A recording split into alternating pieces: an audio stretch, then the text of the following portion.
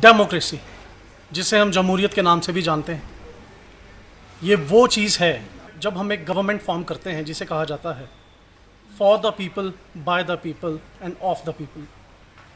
अगर बात करें पीएचई डेली वेजेस की, पीडब्ल्यूडी डेली वेजेस की, या कोई भी डिपार्टमेंट जहाँ पे डेली वेजेस काम कर रहे हैं पिछले 20-25 सालों से, उनके लिए ये डेमोक्रेसी बिल्कुल भी नहीं हो सकती। क्योंकि जब उन्होंने गवर्नमेंट को वोट्स दिए होंगे, वोट्स तो दिए, गवर्नमेंट तो उन्होंने बनाई, लेकिन ये गवर्नमेंट ऐसे लगता है कि उनके अगेंस्ट है, नॉट फॉर द पीपल। आज PHE daily wagers, PWD daily wagers या म्यूनिसिपैलिटीज़ में काम करते हुए डेली वेजर्स पिछले 4 सालों से सड़कों पे हैं। कोई उनकी बात सुनने वाला नहीं है। और दर्द इसलिए होता है कि अगर ये डेमोक्रेसी है और अगर उनकी मांग जायज़ है तो उनकी मांग अभी तक सुनी जानी चाहिए थी। और अगर ये मांग जायज़ नहीं है तो उनको बिठा के समझाया जाना चाहिए था कि आप गलत कर रहे हो, आपको ये मांग नहीं उठानी चाहिए।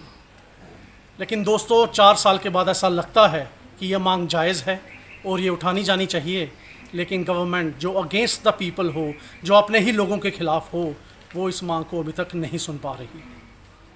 तारीख पे तारीख, आश्वासन पे आश्वासन मिलते रहे हैं, लेकिन रेगुलराइजेशन अभी तक इन डेली वेजर्स को नहीं मिल पाई रही।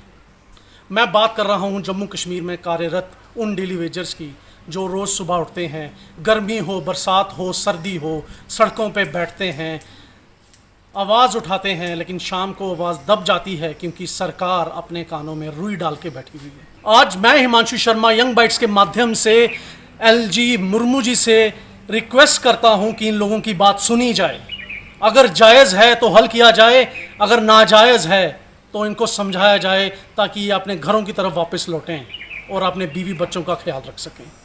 क्योंकि ये लोग रोज़ काम पे आते हैं, काम करते हैं, घरों हर घर तक अपनी सर्विसेज पहुंचाते हैं और हम लोग घरों में बैठ के उन सर्विसेज का आनंद लेते हैं। चाहे वो घरों में पानी आता हो, चाहे वो घरों में बिजली आता हो, चाहे वो घरों के बाहर हमारी नालियाँ, सड़कें साफ़ होती हों, ये लोग काम करते हैं, लेकिन इनको वो सैलरी नहीं मिल पाती।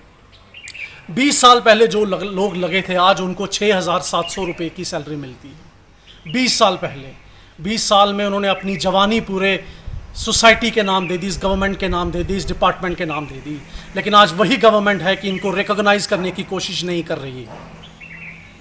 दोस्तों, बड़ी दुखद बात है, बहुत दुखद बात है कि ये लोग रोज़ चिल्ला चिल्ला के घर चले जाते हैं, लेकिन गवर्नमेंट के ऑफिसर्स, गवर्नमेंट के मंत्री अपने इसी कमरों में आराम से बैठते हैं और अपने इसी कमरों में आराम से सोते हैं। ये सुबह आते हैं, रात को जाते हैं, शायद खाना भी ना खाते होंगे और खाली पेट चिल्लाते हैं कि हमें रेगुलराइज़ करो, हमें रेगुलराइज़ करो, SRO 64 लाओ, लेकिन कोई इनकी बात सुनने वाला नहीं। आज मैं अपने इस माइक के माध्यम से मीडिया की तरफ से सरकार से रिक्वेस्ट करता हूँ, अगर ये डेमोक्रेसी है तो इनकी बात सुनी जानी चाहिए और हल होनी चाहिए। और अगर ये लोग गलत हैं तो इनको समझा के इनको अपने घर बिठा देना चाहिए ताकि ये कोई और रोज़गार ढूंढे। 20 साल से जो अपने कार्य में लगा हुआ है, गवर्नमेंट की तरफ, सोसाइटी की तरफ, डिपार्टमेंट की तरफ, उससे ऐसा धोखा, तो ऐसा लगता है कि जैसे ये लोग प्रवासी भारतीय नहीं, ये अप्रवासी भारतीय हैं। आइए आज हम इनके लीडर से नहीं, कुछ ऐसे लोगों से बात करेंगे जिनको 20-20 साल हो गए हैं यहाँ कार्यरत और ये लोग रोज़ आते हैं, कोई इनकी बात सुनने वाला नहीं। सर, कितने साल से आप काम कर रहे हैं? सर, 15 साल से काम कर रहा हूँ। और कितनी सैलरी है आपकी? 700, 6,700। अगर गवर्नमेंट के रूल्स एंड रेगुलेशंस देखे जाएं जो पिछले साल पारित भी हुए थे, अभी आपकी सैलरी कितनी होनी चाहिए थी? 20, 25, 30 हज़ार।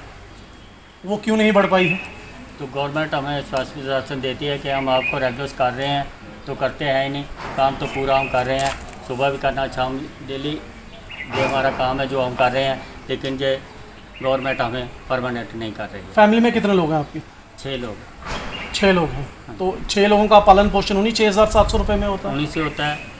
ऐसा तो नहीं कि आप आधा काम करते हैं और घर चले जाते हैं? नहीं, पूरा काम करते हैं, आधा करेंगे तो लोग थोड़े छोड़ेंगे, काम तो पूरा ही करना पड़ता है।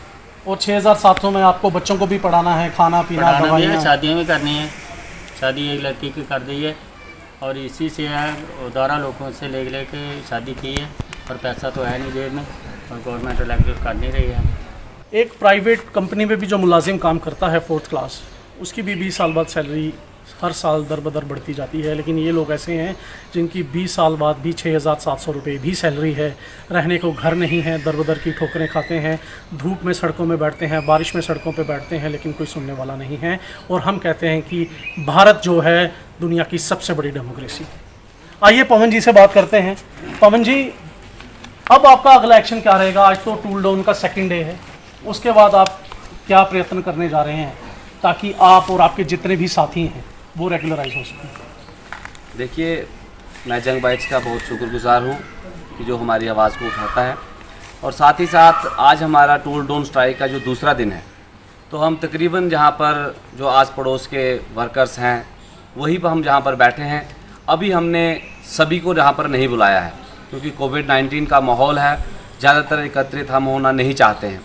लेकिन मैं आपके माध्यम से माननीय एलजी साहब तक ये क्लियर कट मैसेज पहुंचा देना चाहता हूं कि अभी ये जो जद्दोजहद है ये डू और डाई की है। सिर्फ कहने तक डू और डाई नहीं है, जब तक हमारे साथ इंसाफ नहीं होगा हम जो है कदम पीछे कहीं भी जो है किसी भी मोड़ पे करेंगे नहीं, ये क्लियर कट है। और साथ ही साथ आज शाम को हमारी 5 बजे जम्मू और कश्मीर की जो कंबाइन लीडरशिप है वो हमारी जो मीटिंग होगी, अगर तब तक हमारे पास कोई मैसेज सरकार का कोई गुड न्यूज़ हमारे तक पहुंचती है तो हम उसका वेलकम करेंगे और जल्द ही हम अपने कामों पे लौटेंगे। अगर नहीं आती है तो उसके बाद हम आगे की रणनीति का ऐलान जो है वो बाई मीडिया शाम 5 बजे के बाद वो है कर देंगे कि किस और हमने इस जद्दोजहद का रुख लेके जाना है। लेकिन मैं आपके माध्यम से तमाम daily wagers all over Jammu province, पूरी यूटी जम्मू कश्मीर, जहाँ भी हमारे डेली वेजर साथी हैं, किसी भी डिपार्टमेंट में हैं, मैं उन सबसे हाथ जोड़ के ये प्रार्थना करता हूँ कि ये हमारी जो जद्दोजहद है ये अब मैं समझता हूँ कि हमारी आखिरी ही जद्दोजहद है। इस बार खाली हाथ घर वापस नहीं जाएंगे, उसके लिए भले ही हमें अपनी जानों की कुर्बानी भी देना पड़ेगी तो हम तब भी जो है कदम कहीं भी पीछे नहीं करेंगे। भले ही हमें पूरे परिवारों सहित अपने बच्चों को साथ लेके, अपने माँ बाप बुजुर्गों को साथ लेके, क्योंकि घर में खाने पीने के लाले पड़े हुए हैं। अभी आपने कुछ एक हमारे साथियों से पूछा कि जिस परिवार के 6 सदस्य खाने वाले हैं और वो 750 रुपये महीने का जो मानदेय है वो मिलता है, और वो भी कभी कभी 2-2, 3-3 महीने बाद मिलता है। किस प्रकार से उस परिवार का चूल्हा जलता है ये मैं समझता हूँ कि सरकार जो एसी कमरे में बैठे हुए हैं उनको इस मजदूर की जो है मजबूरी है उसको ये एक सोशल इशू समझा जाए। मैं बार बार यही रिक्वेस्ट करता हूँ कि ये कोई इस तरीके का कोई मन मर्जी का जो कोई प्रोटेस्ट नहीं है, या किसी कोई अपने आप को एक प्रोटेक्ट करने का प्रोजेक्ट नहीं है। ये जो हकीकत है ग्राउंड लेवल पे कि जिस इंसान ने लगभग 20-20 साल, 22-22 साल, 18-18 साल अपनी ज़िंदगी की पूरी जवानी दे दी है, और अगर उस समय हमें बता दिया जाता कि अगर आपका कोई रेगुलाइजेशन का आता पता नहीं है, कोई प्रावधान नहीं है, तो हम इस डिपार्टमेंट में लगते ही नहीं। लेकिन अब जो है हमारी ज़िंदगी है, हमारे साथी 50 साल की उम्र जो है पार कर चुके हैं। अब सरकार एक ऑर्डिनेंस निकालती है कि न्यू रिक्रूटमेंट पॉलिसी होगी जिसमें डेली वेजर को 5 मार्क्स एक्स्ट्रा दिए जाएंगे एक्सपीरियंस के। तो मैं समझता हूं कि कहां हमारा डेली वेजर साथी जो है उसमें फाल कर पाएगा, वो तो ऑटोमेटिकली ही बाहर हो जाएगा। मैं आपके माध्यम से एलजी साहब, जम्मू कश्मीर की पूरी एडमिनिस्ट्रेशन और जितने भी पॉलिटिकल पार्टी हैं और जितने गणमान्य लोग हैं, सीनियर सिटीजन्स हैं, और भी जितने कोई फॉर्म है, मैं उन तक ये मैसेज पहुंचा देना चाहता हूं कि हम गरीब लोगों की सपोर्ट में आए और हमें जो है इंसाफ की लड़ाई के लिए हमारा साथ दें ताकि हम भी अपने बच्चों को एक अच्छी ज़िंदगी दे पाएँ। दोस्तों, आपने सुना डू और डाई की सिचुएशन है। मैं फिर से एक बार कहना चाहूँगा गवर्नमेंट से और स्पेशली एलजी मुर्मू साहब जी से कि यूनियन टेरिटरी इसलिए बनाई गई थी कि जम्मू कश्मीर के जो इश्यूज़ हैं उनको रिड्रेस किया जा सके, उनको एड्रेस किया जा सके। अगर ये लोग गलत हैं तो इनको समझाइए, और अगर ये सही हैं तो इनके हक़ दीजिए। मैं हूँ हिमांशु शर्मा और आप देख रहे हैं यंग बाइट्स।